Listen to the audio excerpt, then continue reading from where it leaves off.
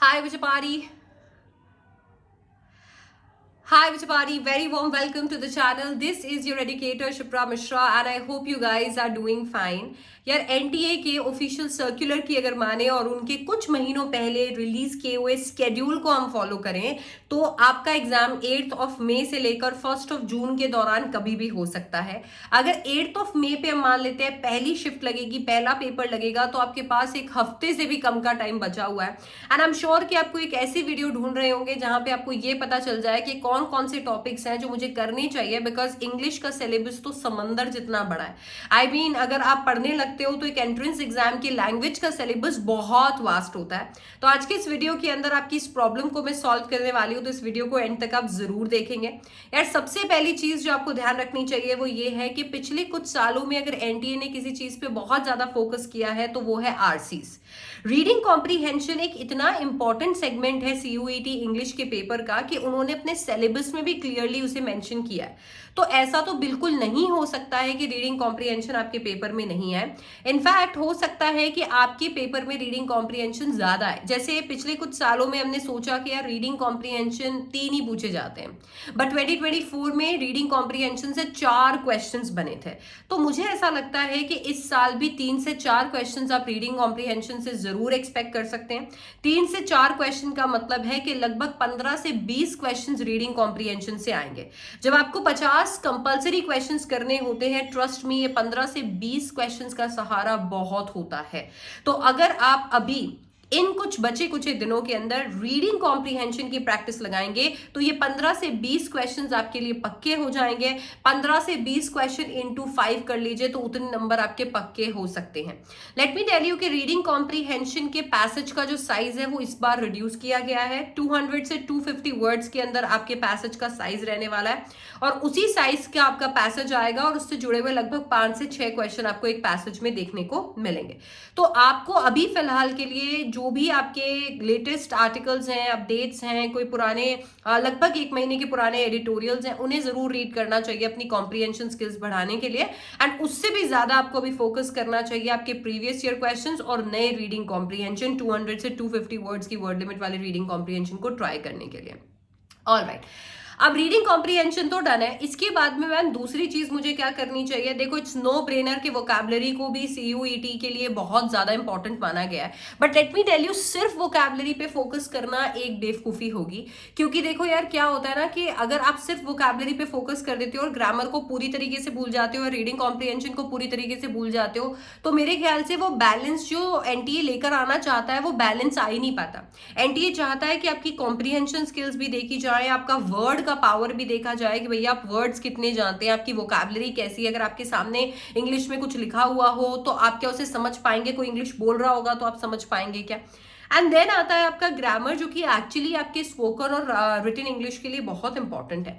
तो मुझे ऐसा लगता है कि आपको अब नंबर 2 पे जिसको प्रायोरिटाइज करना चाहिए वो आपकी वोकैबुलरी है। और वोकैबुलरी इसलिए क्योंकि वोकैबुलरी एक नो ब्रेनर है, क्लियरली लिखी हुई है। एंड वोकैबुलरी में भी 4 टॉपिक्स आपको बड़े अच्छे से करने चाहिए। सबसे पहले आपको रूट वर्ड्स करने चाहिए, बिकॉज रूट वर्ड्स आपको उन वर्ड्स में भी हेल्प करेंगे जो शायद आपने कभी पढ़े नहीं होंगे।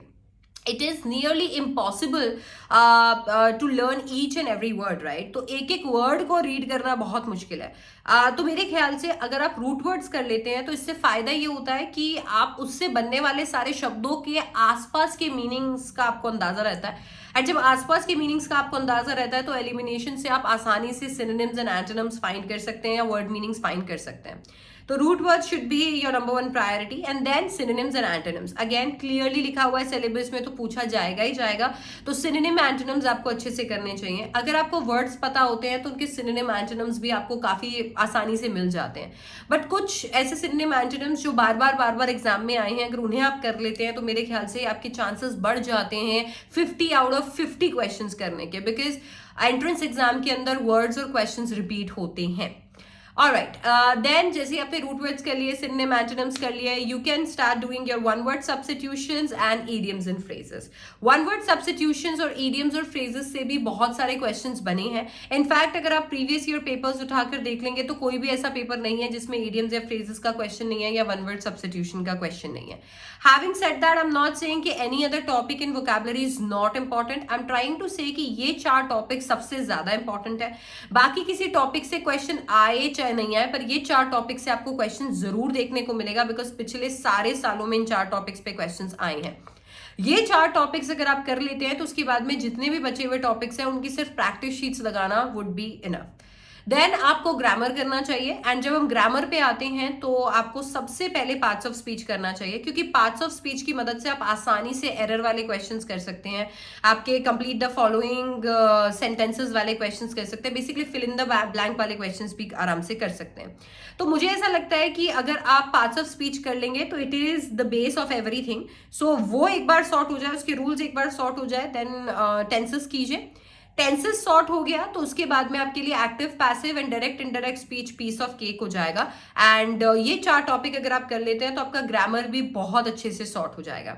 लेट मी टेल यू कि ग्रामर को सॉर्ट करने के लिए सबसे पहले तो आपको अच्छे से टॉपिक समझना चाहिए। Then you should prepare your own rule sheet, जिसके अंदर अपने सारे के सारे रूल्स जो हैं वो लिखे हुए हैं। If you do not have time to create your rule sheet, you can definitely watch videos जहाँ पे केवल रूल्स डिस्कस किए हुए हैं, एंड देन कुछ नोट्स आप लिख सकते हो। एंड देन इसके बाद में make sure that you practice as many questions as you can.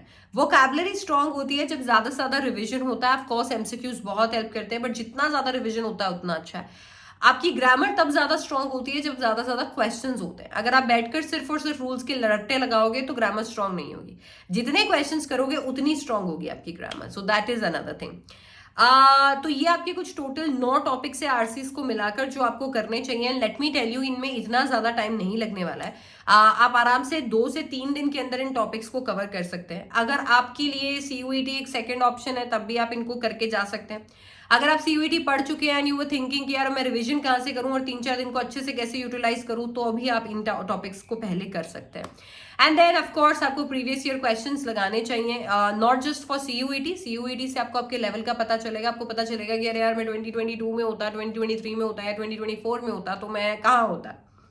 ठीक है, तो वो जरूर आपको पता चलेगा। But let me tell you कि अगर आप ये पैटर्न देखेंगे तो 2022, 2023, 2024 तक इस पैटर्न के अंदर आपको देखने को मिलेगा कि हर एक साल लेवल अप हो रहा है, right? So make sure that you prepare yourself for level up, so you can go ahead and search some questions from different competitive entrance and government exams.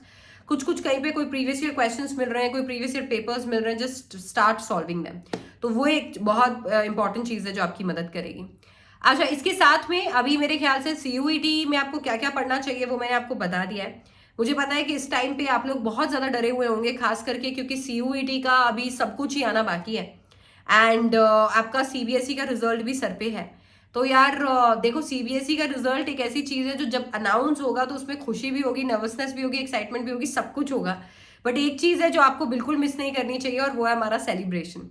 यार आप जितने खुश होगे ना उससे दुगना तिगुना 4 गुना खुश हम लोग होंगे, क्योंकि हमें ऐसा लगेगा कि हमारे बच्चों की मेहनत रंग लाई, जिसमें थोड़ा कंट्रीब्यूशन हमारा भी था। मतलब मैं नहीं चाहती हूँ और मैं जानती हूँ कि और कोई टीचर ऐसा नहीं कहेगा यार मेरा बच्चा है, मेरा बच्चा, मेरा बच्चा। हम लोग ये जरूर कहते हैं कि हमने बच्चों को डायरेक्शन दिया है, बट देखो उस डायरेक्शन को फॉलो करके हार्डवर्क करके उन 3 घंटों के अंदर मेहनत करने का काम आप ही करते हैं, और आपकी की इस मेहनत को सेलिब्रेट हम करना चाहते हैं। और ये सेलिब्रेशन के लिए मैंने नीचे डिस्क्रिप्शन बॉक्स में एक गूगल फॉर्म का लिंक आपके लिए पिन कर दिया है। प्लीज़ वहाँ पे अपनी डिटेल फिल कर दो, और जैसे रिजल्ट्स आएंगे तो रिजल्ट्स के बाद में आपके उस दिन को बहुत बेहतरीन बनाने की जिम्मेदारी हमारी है, because this time we are going to celebrate with you and we are going to celebrate your result, we are going to celebrate your hard work and we are going to celebrate आपके hard work का मीठा फल।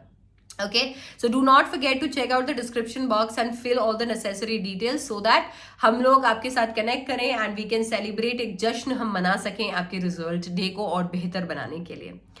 So that's it and thank you so much for watching this video. I hope this video was helpful.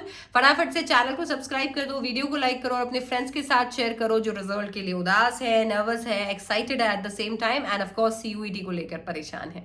I will see you in the next one. Bye bye. Take care.